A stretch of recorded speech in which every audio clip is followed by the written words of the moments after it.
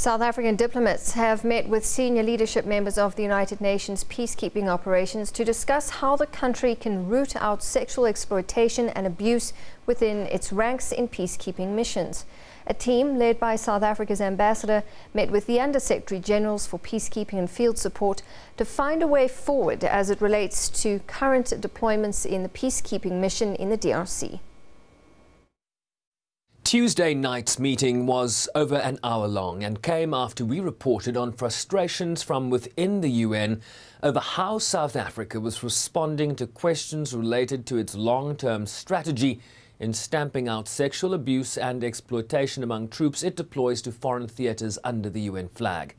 The UN felt its questions were not being fully addressed, and in line with the Secretary-General's powers granted through UN Security Council Resolution 2272 in March 2016, consideration was also being given to the possible repatriation of entire military units where credible evidence of widespread abuse existed. The broader issue raised by the UN chief in a UN Security Council meeting on peacekeeping reform earlier Wednesday. I have launched a new approach to sexual exploitation and abuse by ensuring that victims have a clear way to report allegations and working with troop and police contributing countries to address allegations and impunity and prevent future cases. I'm encouraged that 90 countries have joined the Compact on Preventing Sexual Exploitation and Abuse.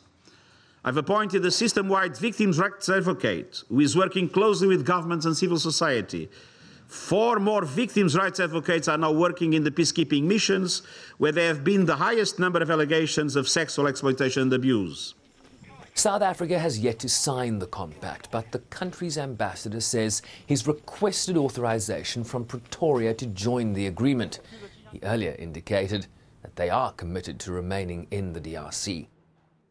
Well, we are even now requested to make sure that we provide night vision helicopters by June, because they still need us. I mean, DRC, you still need South Africa there. So we'll discuss with both Under-Secretary General of Peacekeeping, Secretary of Support, to discuss and iron out these issues.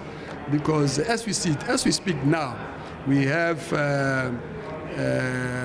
investigators on the ground in the DRC dealing with these issues, all of them. He acknowledged that there had been some miscommunication with the UN.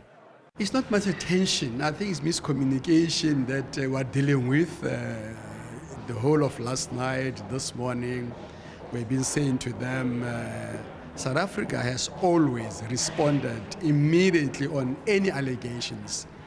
And the Chief of Defence Force, General Shoke, has issued stern warning and instruction to the commanders on the ground in the mission areas to act immediately on these issues.